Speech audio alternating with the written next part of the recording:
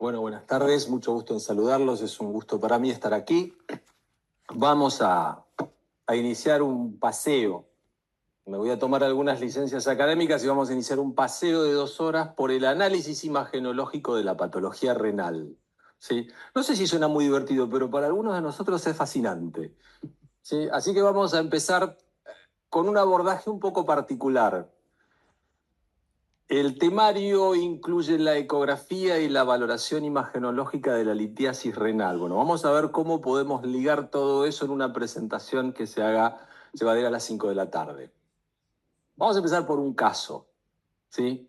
Pero antes de empezar a hablar por ecografía, este es un caso muy antiguo, ¿sí? De la revista Urology.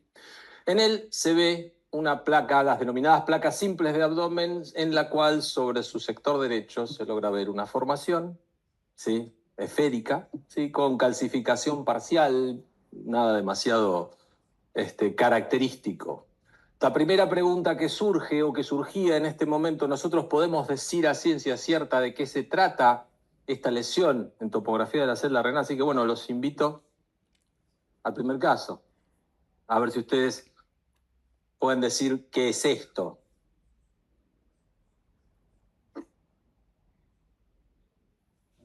La mayoría dijo que esto puede ser un quiste renal calcificado, otros una lesión sólida renal calcificada, otro un quiste hiatídico renal calcificado, divertículos caliciales menos probablemente y una litiasis renal. La cuestión es quién tenía razón de todos ellos, ¿sí? Todos tenían razón. ¿Por qué? Porque no existe forma en la cual en la radiología simple nosotros podamos establecer las características internas de una lesión. Lo que nosotros vamos a poder hacer es ver la superficie de la lesión toda vez que existe una interfase de contacto de diferente atenuación tisular, de diferente atenuación a las de rayos, ¿sí? Lo que la ecografía va a permitir esencialmente es hacer una taxonomía muy importante entre dos tipos de lesiones, las lesiones sólidas y las lesiones quísticas. En este caso, correspondió a una lesión quística, lo que no quiere decir que sea un quístico, con lo que posteriormente fueron áreas de engrosamiento mural vascularizado y terminó siendo un carcinoma de células claras. Un quiste calcificado, un quiste simple calcificado, un quiste hiatídico renal podría haberse comportado exactamente de la misma manera.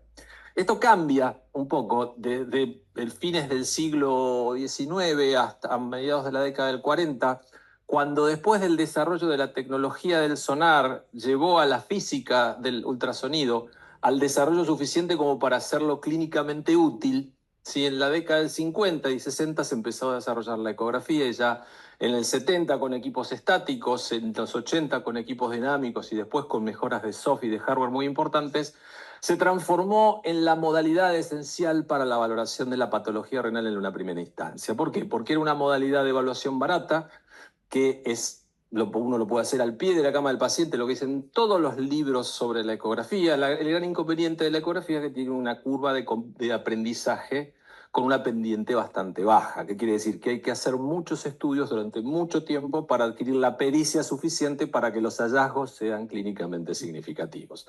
Esencialmente, no vamos a andar mucho en la física, pero recuerden el concepto físico esencial que descansa detrás de la ecografía, que es el efecto piezoeléctrico. El efecto piezoeléctrico es aquel efecto por el cual si yo a un cristal, a ciertos cristales como el cuarzo, los someto a una presión, estos son capaces de generar una corriente.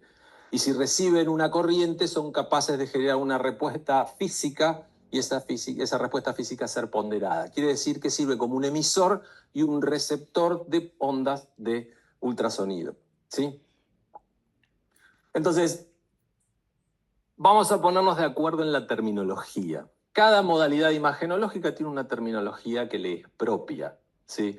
En el caso de la ecografía vamos a hablar de ecogenicidad, que es la capacidad de un tejido de devolver un eco ante un estímulo. ¿Se entiende? Ejemplo, vamos a tomar un ejemplo de una pelota. Si yo tengo una pelota y la tiro contra una pared, esa pelota va a volver hacia mí. Si yo tiro un haz de ultrasonidos contra una estructura ósea, ese haz de ultrasonido va a volver a mí y yo voy a poder ponderar esa respuesta y evaluar la profundidad y las características propias de esa lesión. Cuando una lesión devuelve los ecos, o sea, es ecogénica, se la ve brillante, se la ve blanca, ¿sí? En el display, en el monitor. Eso va a pasar con el hueso, va a pasar con las piedras, va a pasar con el aire, va a pasar con el diafragma. No tiene que ver con la composición tisular necesariamente. Tiene que ver con los planos de orientación anatómica, en fin. Que algo sea isoecoico o isoecogénico es una medida de cuantificación, una medida de comparación. Es hipoecoico con respecto a qué. Habitualmente el riñón se lo compara del lado derecho con la ecogenicidad del hígado, del lado izquierdo con la del vaso. ¿Sí? Hipoecoico será todo aquello que tienda a negro y anecoico o anecogénico es aquello que no tenga ecos. ¿Qué es lo que no tiene ecos? Aquello que tiene agua. Cualquier cosa que tenga un líquido estático no particulado va a ser hipoecogénico puro o anecogénico. Por lo tanto, lo vamos a ver negro. Entonces, la ecogenicidad es el parámetro que nosotros evaluamos cuando vemos la ecografía. Para poder pensar en la ecografía tenemos que pensar en distintos modos de evaluación. Un mismo estudio puede evaluarse en un modo anatómico o lo que se denomina modo M, un modo Doppler, ¿sí? O un modo Doppler de energía. El modo Doppler convencional o color Doppler o Doppler color, como ustedes lo prefieran llamar, lo que les permite a ustedes es, utilizando este efecto Doppler, determinar la direccionalidad de un flujo. ¿Sí? Quiere decir que yo voy a poder determinar aquellos vasos que se acercan al transductor de aquellos que se alejan. Eso es útil para determinar la circulación. Dentro de esa movilidad yo podré evaluar ciertos índices como la resistividad, en fin, varios índices que se evalúan en este tipo de estudio. En cambio, el Doppler modo de energía no pondera índices a principio, sino que detecta vascularización, aunque es mucho más sensible para la detección de la microvascularización tumoral, por ejemplo, que el Doppler color convencional. Entonces, los tres son herramientas diferentes que pueden utilizarse en un mismo examen. ¿Sí? Vamos a ver cómo se ve un poco el riñón del adulto. ¿Sí? El riñón del adulto, aquí en Argentina voy a hacer una aclaración, vayan a una parrilla y van a encontrarse con una anatomía renal perfecta. Esto es como si ustedes fueran a la parrilla y cortaran el riñón a lo largo, el riñón de cordero a lo largo. La parte más oscura, la de color bordó más intenso, corresponde a la médula renal. Estas son las columnas, ¿sí? renales. Aquí tenemos la corteza y cuando nosotros evaluemos y escuchemos o leamos que se habla de espesor parenquimatoso versus espesor cortical, el espesor cortical involucra a esta zona y el espesor parenquimatoso involucra a la corteza más las pirámides.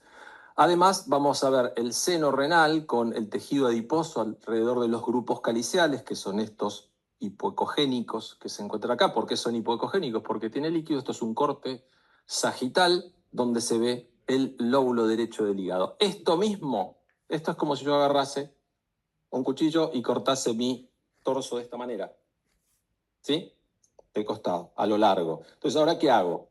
Giro mi cuchillo y me corto así de costado y lo corto en forma transversal. De forma transversal que yo voy a poder ver la valva anterior del riñón, la valva posterior, el hilio renal, ¿sí?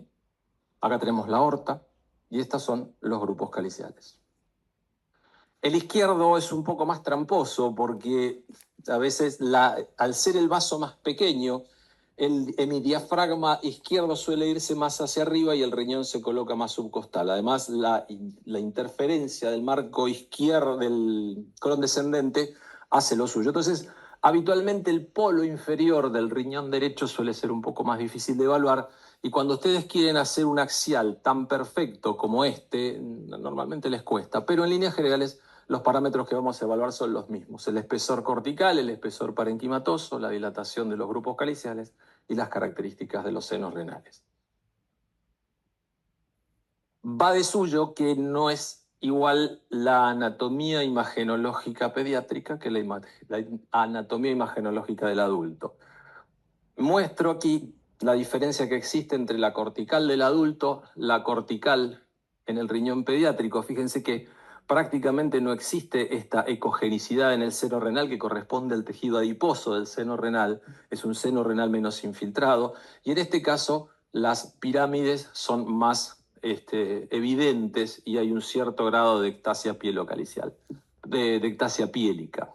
Pero esencialmente la diferencia es que es más hipoecogénico y con menor tejido adiposo en el seno renal.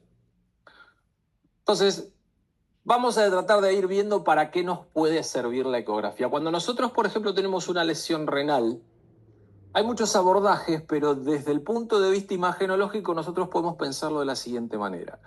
Como lesiones quísticas, ¿sí? Con aquellas que tienen un componente líquido con una pared definida, veremos de qué tipo, y las sólidas. ¿Está bien? De las sólidas hay dos familias, las bien definidas y las infiltrativas, ¿sí? Dentro de cada una de esas, el grosor de las paredes, la presencia de sectores sólidos, el patrón de realce y ciertas características nos van a ayudar a diferenciarlo. Vamos a empezar con el primer grupo, que es el abordaje de las lesiones quísticas. Para el abordaje de las lesiones quísticas, nosotros utilizamos una clasificación que se acuñó en la década, que se acuñó sola, no, que la elaboró un tipo llamado Morton Bosniak en la década del 80 y que al día de hoy sigue siendo de utilidad para la taxonomía de estas lesiones. Tuvo una última revisión en 2019 donde se la depuró, se la puso un poco más refinada en algunos aspectos, pero sigue siendo de suma utilidad. Entonces, esa clase, ¿qué pasa cuando nosotros detectamos una lesión quística? Esa es la primera cuestión. Habitualmente la lesión quística es un incidentaloma. ¿Qué es un incidentaloma? Un hallazgo que uno encuentra cuando no busca algo por ese lado. ¿Sí? Me encontré con esto. Entonces yo veo un quiste. Entonces la primera cuestión que yo tengo que tratar de definir cuando tengo una lesión quística, o sea, una lesión hipoecogénica de pared fina, si es un quiste simple o un quiste complejo. Primera gran cuestión, que define la complejidad de un quiste. ¿Sí? Si es un quiste simple, a tu casa. Si no es un quiste simple, en los países mal llamados centrales suele utilizarse la ecografía con contraste, con inyección de un contraste que contiene microburbujas, ¿sí? Que es completamente intravascular y que cambia temporalmente la ecogenicidad de los tejidos. ¿Sí? Si de esa manera puede clasificarse como complejo simple, se termina, y si no termina, va a hacerse una TC o una resonancia según sea la disponibilidad. Si hubiera sido vista por TC o resonancia, y si se puede clasificar adecuadamente, se clasifica, y si no, se vuelve a hacer la lesión por ecografía para volver a hacer la taxonomía. Quiere decir que la ecografía tiene un rol esencial en definir las características quísticas de una lesión. ¿Por qué es importante las características? Son importantes estas características porque, bien, se ha visto que las lesiones quísticas de riñón son un espectro que van desde las lesiones simples hasta los tumores quísticos, unas con muy baja probabilidad de malignidad y otras con muy alta probabilidad de malignidad. Para eso nosotros vamos a utilizar esta clasificación de Bosniak, que va de 1 a 4. Si los quistes son 1 o 2 de Bosniak, se acaba la historia, no se toca más ese quiste. Si es un 2F, ya vamos a ver qué es 2F, ¿sí? Lo vamos a vigilar, vamos a hacer vigilancia activa de este quiste. Y si fuera un 3 o un 4, van a cirugía y ahí se podrá elegir. Quiere decir que con la ecografía nosotros podemos segmentar aquellas lesiones sobre las que no se hace nada, de las que se operan, de las que se vigilan. ¿Sí? En principio. Vamos a ver cómo. Para la clasificación de Bosniak vamos a tomar en cuenta, grosso modo, cómo son las paredes de un quiste, si tiene o no septos, si además de tener o no septos tiene algún área como nodular, como si tuviera como dicen en México, una carnita crecida, como si tuviera un granito. Y si ese granito que tuviera en la pared tuviera un ángulo de implantación agudo, ¿sí? Eso es un criterio de agresividad. Quiere decir que lo que yo voy a tener que hacer es mirar el quiste. El quiste Bosniak 1 es aquel que tiene pared fina, contenido homogéneo. La pared mide menos de 2 milímetros y cuando le pones contraste no realza. Una cosa que me olvidé decirles. La clasificación de Bosniak originalmente fue desarrollada para TC, pero ha sido validada luego tanto para resonancia como para ecografía. O sea, se puede hacer una clasificación de Bosniak muy bien hecha con una buena ecografía. El Bosniak 2 es aquel que tiene de 1 a 3 septos. Esos septos no miden más de 3 milímetros. El 3 es una regla interesante porque 3 corta todo en esta clasificación. Pueden tener calcificaciones, pueden tener realce post-contraste, pero lo que no tienen son áreas sólidas. El 1 y el 2 no se tocan. El 2F. El 2F es aquel que tiene más de 4 septos. parece una tontería, pero contamos los septos. Estas lesiones son las que potencialmente pueden malignizarse. Estas son las que vamos a seguir, ¿sí? Que tengan más de 4 septos o que los septos midan más de 3 milímetros. Pueden realzar o pueden no realzar. El Bosniak 3, este ya es quirúrgico, es cuando el septo francamente mide más de 3 milímetros, ¿sí? Independientemente de que haya uno solo. O esos septos son irregulares, o hay áreas de engrosamiento mural, pero de implantación obtusa, no de implantación aguda. ¿Sí? Esto es un criterio muy técnico, pero ambas se van a resecar. Pero estos son criterios de comportamiento agresivo. El engrosamiento de la pared, la presencia de nódulos murales, en menor medida el contraste. ¿Qué otros quistes se clasifican como Bosniak 2? Los quistes densos, aquellos que tienen contenido hiperproteico. Aquellos de hiperdensos que no realzan, aquellos que tienen señal grasa. ¿Sí? ¿Para qué sirve? Esencialmente para hacer el tamizaje de las lesiones. Fíjense el grado de complejidad que tiene la lesión. Vamos desde el anterior, en el cual tenemos... Perdón, ahí está. No tiene septos, acá tiene un septo, acá tiene por lo menos 4 de más de 3, acá tiene algunas áreas en las que supera los 3 milímetros con largo y acá tiene un área calcificada. Lo mismo acá, acá tiene sectores más sólidos. Y vamos al segundo caso entonces. Si nosotros podemos definir, hacer una taxonomía de una lesión desde muy probablemente o muy poco probablemente maligna a muy probablemente maligna, bueno, adelante. ¿Qué es esto?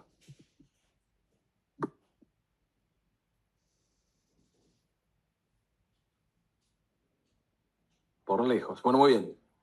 Quistes renales múltiples. Y sí, son quistes renales múltiples. Está bien. Ahora, la cuestión es que entiendan por qué ustedes llegaron a esa conclusión. ¿Sí? Porque estos son los diagnósticos diferenciales. Vamos atrás un segundo.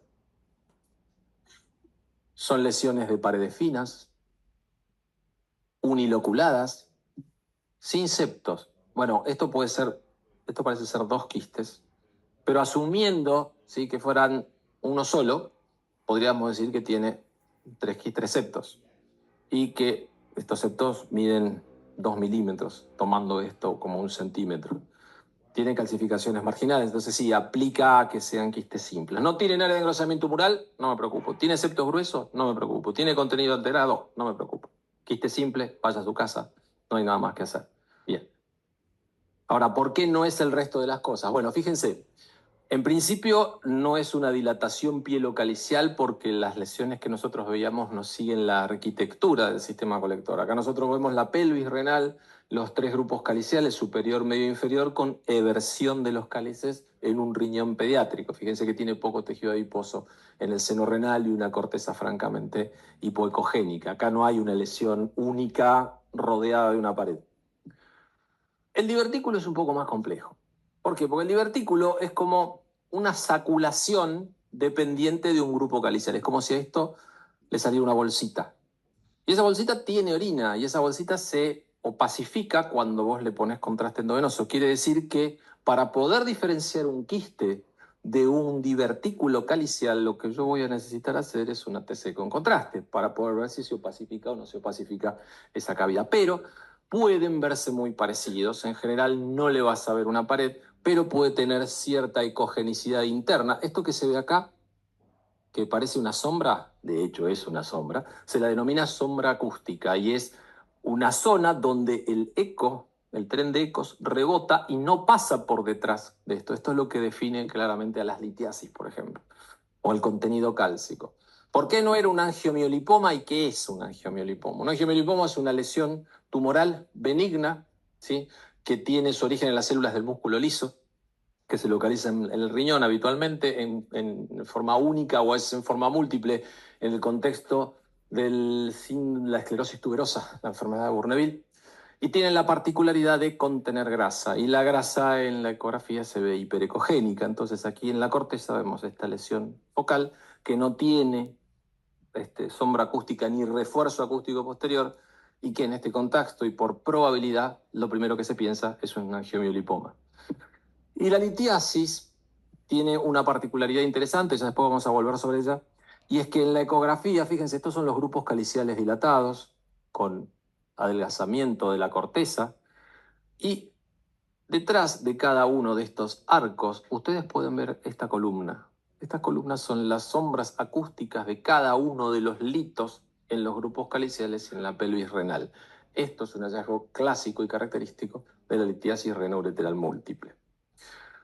Un angiomiolipoma con un aislado, imagen focal hiperecogénica, alta ecogenicidad de señal con respecto a la corteza y al seno renal, bien definida, sin sombra acústica posterior, la misma que antes. Lo primero que yo pienso es en un angiomiolipoma. No le digo que es porque no tenemos ojos de anatomopatólogo, entonces la puedo sugerir.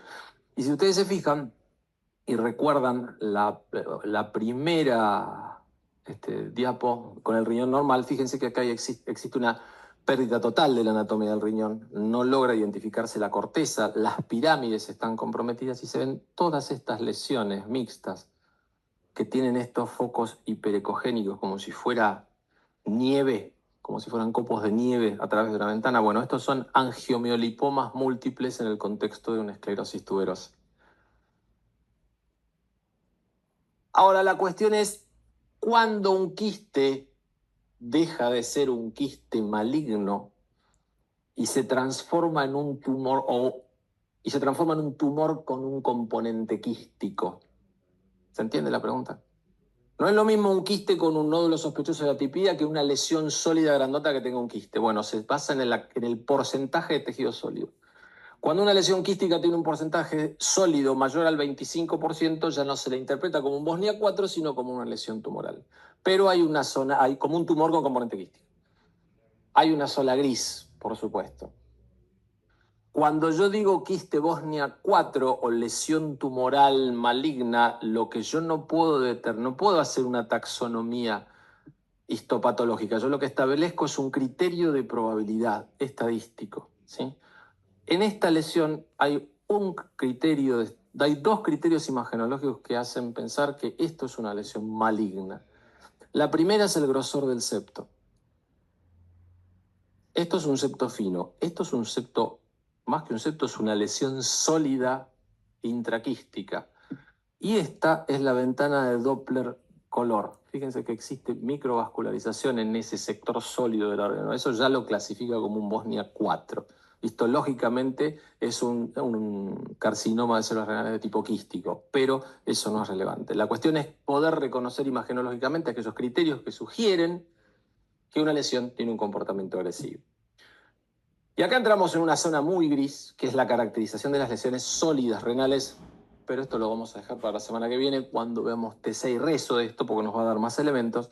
En ecografía es muy difícil poder hacer un diagnóstico, una aproximación diagnóstica seria a este tipo de lesiones, pero hay una lesión que son los oncocitomas, que es una familia de tumores que tienen una particularidad imagenológica, tienen un realce que remeda a la rueda de un carro, con el eje central y los rayos de la rueda radiando hacia la parte de afuera, y alguien lo había parecido. La cuestión es que este signo se ha visto en solo 45% de los pacientes con oncocitomas diagnosticados, con lo cual tiene una sensibilidad y una especificidad bastante bajita, pero esencialmente lo que nosotros vamos a ver es una lesión sólida con ecogenicidad irregular, a veces con buena suerte con esta imagen hipoecogénica estelar central que tiene esta zona de realce. Esto es bastante sugestivo de un oncocitoma. Entonces, con la ecografía, ¿sí? ¿Cómo nos manejamos con las lesiones sólidas del riñón? La primera cuestión es saber si una lesión tiene grasa o no tiene grasa. ¿Se acuerdan que teníamos las lesiones quísticas y las lesiones sólidas bien definidas? Las sólidas bien definidas, la siguiente pregunta es, ¿tiene grasa o no tiene grasa? Si tiene grasa, el primer diagnóstico a pensar es un angiomiolipoma, ¿sí?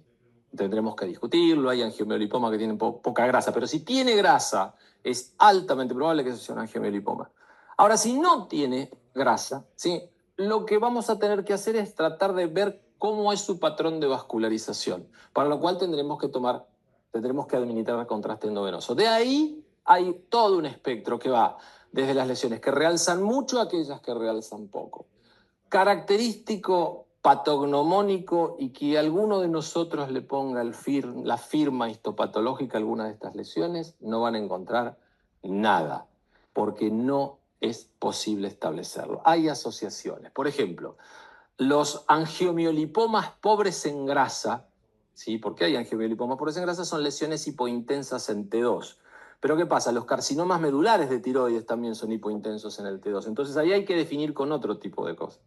Por ejemplo, con el PET o por ejemplo con la difusión. Las lesiones tumorales agresivas, al ser tener mayor celularidad, disminuyen la movilidad de las moléculas de agua en el espacio extracelular, restringen a la difusión, por lo tanto la secuencia de difusión puede servir para diferenciar un tipo de lesión de otro. Pero ¿dónde queda la ecografía acá? En la detección de grasa de los angiomiolipomas.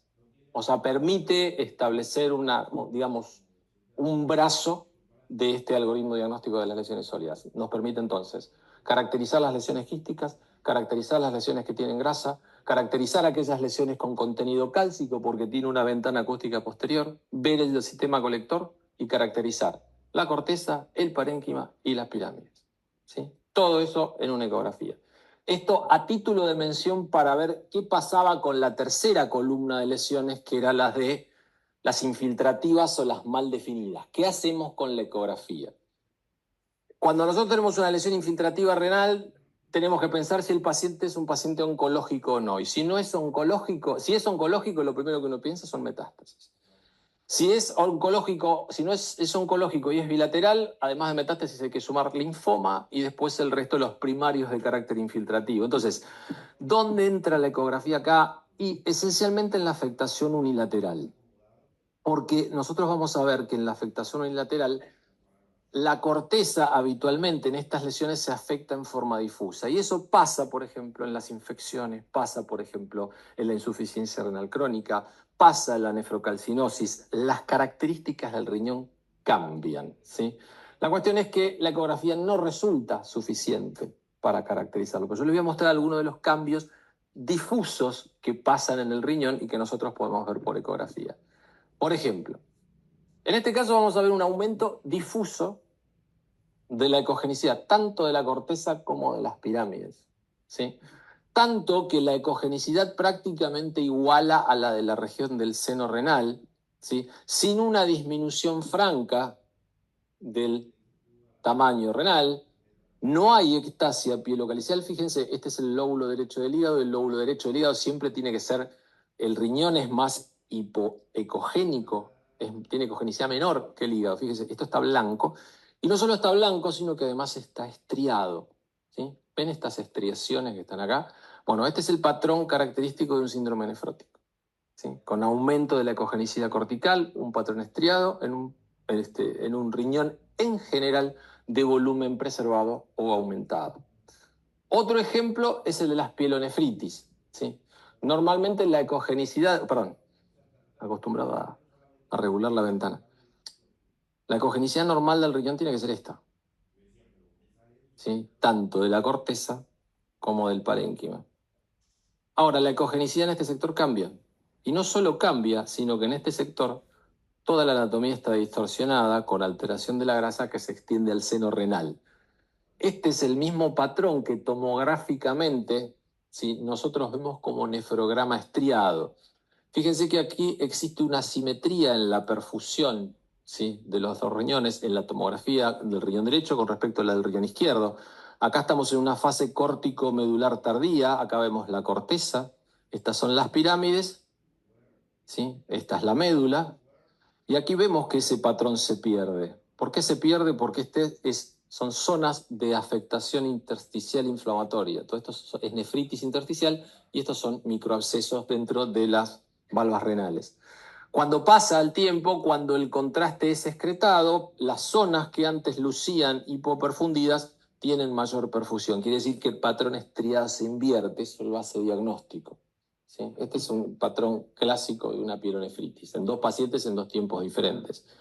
Pero no solo puede cambiar la ecogenicidad de la corteza, también puede cambiar la ecogenicidad de la médula Y fíjense que esta zona que normalmente era hipoecogénica, en este caso de un paciente con nefrocalcinosis, se ve hiperecogénica, ¿sí? Quiere decir que yo tengo que también presumir qué es lo que busco y la primera aproximación que nosotros podemos hacer es, si nosotros sabemos cómo es un riñón normal, si nosotros podemos tratar de interpretar qué es lo que le pasa y en dónde le pasa. Después veremos la causa.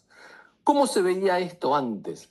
Ahora vamos a hacer un viaje inmersivo en el pasado, un ratito. Esto es una placa de abdomen donde vemos los depósitos de calcio en la médula renal. Esto es una nefrocalcinosis en una placa de abdomen. Esto es una rareza. Entonces este señor, sí, a quien le debemos nuestro juramento allá por el siglo V, describió algo que llamó mal de la piedra, ¿sí? El mal de la piedra consistía en que dentro nuestro se formaban piedras, literalmente. ¿Sí? Se forman piedras. En este artículo de la revista Historia, de la revista Los Archivos Españoles de Urología, está muy bien contada la historia de la litiasis renal. Es muy, muy interesante. Tan interesante y tan vieja es que se han encontrado momias de 3000 años antes de Cristo con litos renales. Tan importante es que hasta santo tiene la litiasis renal, que es San Liborio, no sé si ustedes alcanzan a leer, que es el abogado de los males de la piedra, la ijada y de la orina. ¿Sí? Bueno, entonces, tratando de ligar parte de lo que veníamos hablando de la ecografía con la litiasis, vamos a ver cómo se ven las litiasis en las distintas modalidades diagnósticas y qué cosas tenemos que conocer nosotros.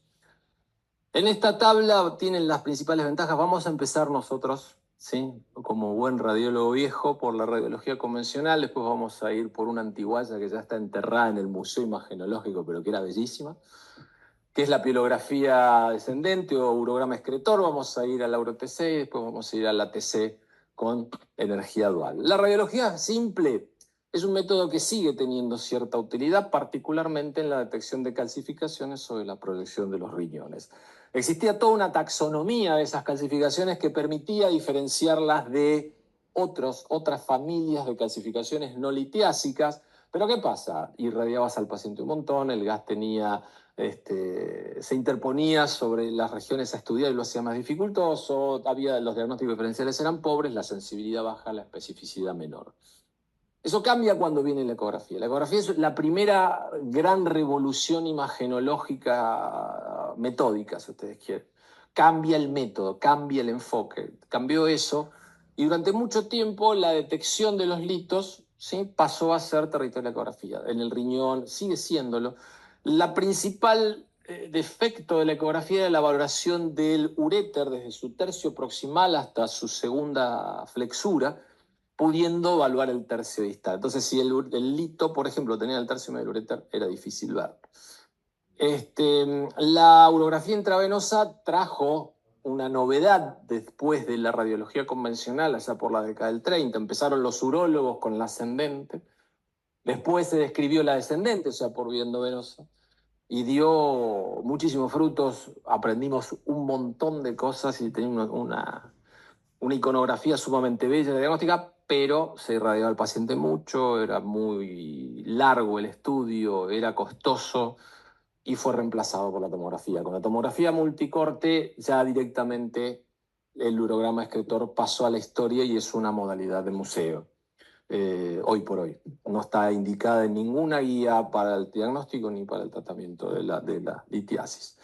La resonancia la vamos a dejar de lado porque no se hace evaluación de litiasis, salvo en pacientes embarazadas. Y el rendimiento diagnóstico es bueno toda vez que el lito mida más de 5 milímetros y exista ectasia próxima de la vía biliar. Entonces vamos al museo. Lo que ustedes ven son 3 placas de abdomen. Desde vuestra izquierda hacia vuestra derecha vamos a ver una litiasis o 2 litos que se proyectan sobre la sombra del riñón derecho. En el caso de la imagen central vamos a ver una litiasis coraliforme, ¿sí?, que moldea los sistemas colectores que ya están evertidos y que se extiende a la pelvis. Y en este paciente vamos a ver estas calcificaciones puntiformes que se proyectan sobre las siluetas renales que están inmediatamente por fuera de estos que son los músculos psoas a nivel de L1, L2 y L3. Estas son todas microlitiasis bilaterales. Fíjense, este artículo es del año 1930, es la primera publicación en una revista argentina de un urograma excretor. El urograma excretor concretamente consistía en una serie de adquisiciones de radiografías de abdomen, una previa a la inyección de contraste endovenoso, otra inmediatamente posterior, otra a los 5 minutos, otra a los 10, otra a los 15, otra a los 45, de modo tal de poder ir a hacer un seguimiento de esa sustancia contrastada. La sustancia contrastada se inyecta, ¿sí?, por una vena antebraquial, es eliminada, es filtrada y es excretada por el riñón y no es reabsorbida, de modo tal que nosotros vamos a ver toda esa sustancia dentro del sistema colector. ¿Toda? No, alrededor del 90%, porque el 10% restante se elimina por vía biliar. Sí, entonces en estos pacientes guarda porque le van a ver la vesícula blanca. Pero esencialmente nos enseñó cómo eran los uréteres in vivo. ¿Sí? Fue la primera impresión que nosotros tuvimos de los uréteres in vivo. Entonces veíamos que los uréteres tenían por lo menos 2 acodaduras o 2 flexuras, una a nivel de la unión piel-ureteral y una a nivel de la entrada hacia la pelvis menor. ¿Sí? Nosotros podíamos podíamos evaluar la estructura de los uréteres, podíamos evaluar su contorno. Era como pintar una tubería desde adentro, ¿sí? Esencialmente. No podíamos ver la pared, pero podíamos ver si existía algún defecto que la deformase. Y además, lo que se podía hacer eran placas posmiccionales que te permitían hacer una evaluación semi-cuantitativa de la presencia de residuo posmiccional. En este caso, y para asociarlo con la litiasis, lo que vemos es en pelvis menor al menos 3 imágenes, ¿sí?, focales con contenido cálcico, chiquititas, agrupadas, 3 del lado izquierdo y una del lado derecho. Después del urograma se ve que estas imágenes se agrupan en derredor de otra que la engloba, y esto, para que ustedes, tiene un nombre clásico muy divertido que es la imagen en cabeza de cobra. Cada una de estas imágenes remeda a una cobra, ¿sí? La cabecita de la cobra y este es el cuerpo y la colita. ¿Por qué? Esto representa un ureterocele bilateral, o sea, la invaginación del uréter dentro de la pared de la vejiga, y este paciente tenía tenía uno del lado izquierdo y 3 del lado derecho, litos dentro de esas dilataciones quísticas, dentro de esos ureteroceles, ¿sí? Otro más, el urograma excretor. Esto es una estenosis pielureteral por un cruce vascular del lado izquierdo, perdón, del lado derecho. Y claro, cuando vos a veces tenías estas imágenes, tenías como defectos de opacificación dentro del uréter. Esto perfectamente podría ser una litiasis ureteral, pero ¿qué pasa? Esto no era una litiasis ureteral porque lo que está deformado acá es la pared.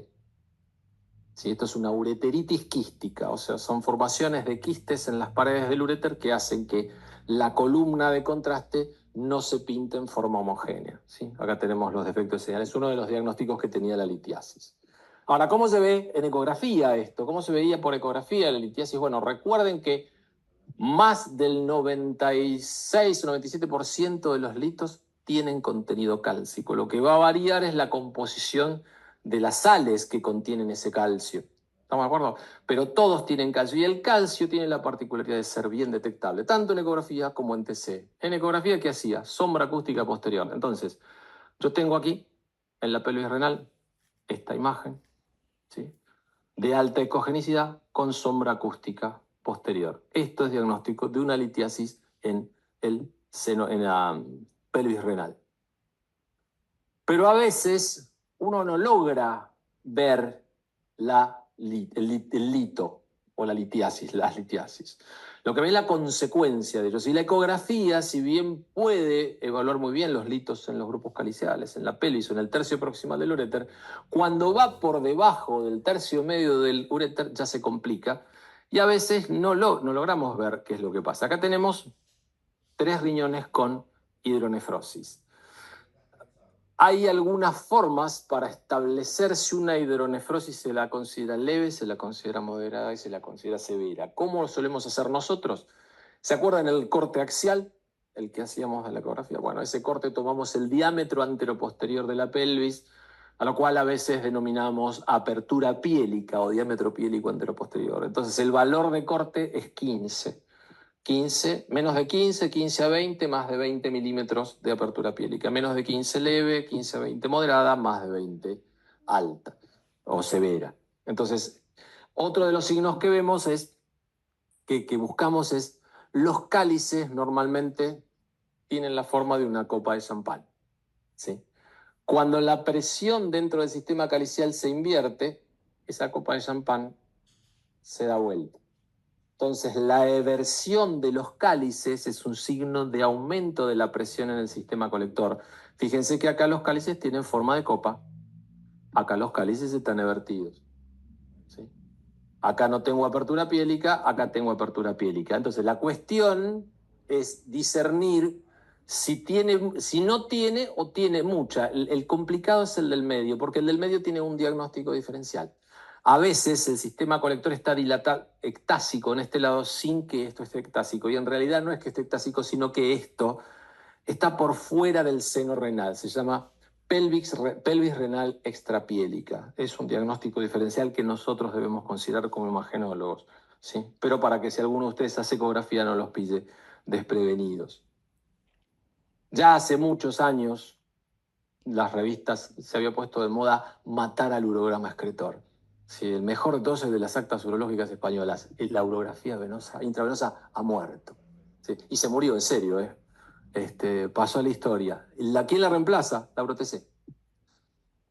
La TC desde los 90 para acá ha tenido una revolución tecnológica en su física y ha adquirido una capacidad, una resolución y digamos, un nivel de detalle tanto temporal como espacial realmente notorio. Ya con el advenimiento de la tomografía multicorte, ¿sí? Y la posibilidad de realizar reconstrucciones en cualquier plano que se desee con una sola adquisición, eso revolucionó la forma de hacer diagnóstico por imágenes. Nosotros antes trabajamos con imágenes seccionales, ahora nosotros trabajamos con volúmenes, trabajamos reconstruyendo las imágenes, ya la era de las imágenes estáticas ya pasó. Entonces, la gran ventaja de la tomografía es que con una sola pasada y sin utilización del contraste endovenoso yo tengo la posibilidad de cada 100 pacientes con una litiasis renal, detectar 98. Es un montón. ¿Sí? ¿Por qué? Porque la mayoría de ellos contienen calcio. La tomografía convencional puede diferenciar la composición de ese lito, de esas sales de calcio. La tomografía convencional no. ¿Para qué utilizamos la UroTC entonces? Esencialmente para la localización de los litos.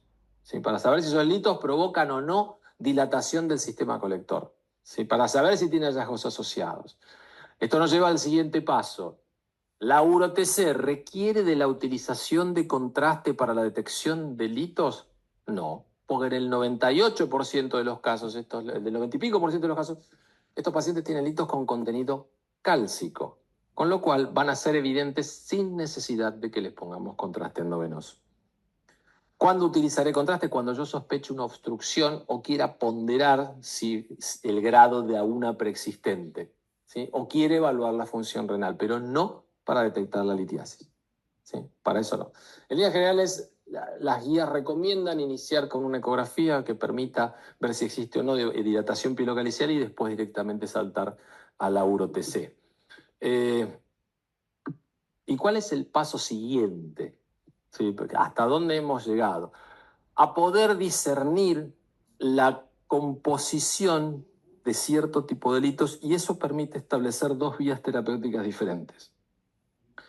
La tomografía de doble energía o dual energy consiste en un tipo de tomografía en la cual se utilizan dos fuentes emisoras de rayos de distinto kilovoltaje. O sea, dos tubos diferentes, ensamblados en el mismo equipo. Entonces, a un determinado objeto de estudio, a un determinado paciente, a un determinado órgano, nosotros lo sometemos a radiación de dos niveles, de modo tal de que yo puedo ponderar en qué magnitud absorbe la radiación, ¿sí?, ese órgano cuando el kilovoltaje es mayor con respecto al menor, ¿sí? Puedo hacer una diferenciación de esa atenuación. ¿Por qué es importante eso? Porque yo puedo hacer un análisis espectral de esa manera. Y al hacer un análisis espectral, yo puedo establecer la composición de ciertos litos. ¿Qué es lo que puedo hacer yo? Diferenciar, gracias a esta diferencia en la absorción, aquellos litos que tienen ácido úrico de aquellos que no. ¿Por qué? Porque la litiasis por ácido úrico tiene tratamiento médico, a diferencia de la que no es por ácido úrico, que por más que le hagas el tratamiento médico no va a desaparecer. Entonces, a una determinada intensidad, a una determinada energía de irradiación, el ácido úrico tiene un espectro de absorción diferente, ¿sí? Entonces, ¿qué es lo que podemos hacer? Vemos que este lito coraliforme en el riñón derecho, ¿sí?, tiene una absorción específica para ácido úrico. Entonces, ¿qué se hizo? Se trata al paciente y se lo controla. El lito desaparece. ¿Sí? Entonces, con el análisis espectral nosotros podemos establecer qué cosa hacemos con un determinado lito. Si le damos tratamiento médico o le hacemos tratamiento urológico. ¿Esto es todo? No, esto es como hacer un vuelo de cóndor sobre la Ciudad de México. Vamos a ver solo un panorama muy bonito, muy atractivo y con ganas de bajar. Ojalá quieran bajar. Vamos a seguir viendo ecografía la semana que viene. Vamos a abordar las lesiones renales, vamos a abordar la taxonomía, la forma en la cual nosotros abordamos una lesión renal para transmitírselas a ustedes, a ver si con eso podemos estrechar nuestros espectros diagnósticos. ¿Algo que quieran preguntar? Bueno, he terminado un poco antes. Creo que eso ha sido todo. Nos vemos la próxima.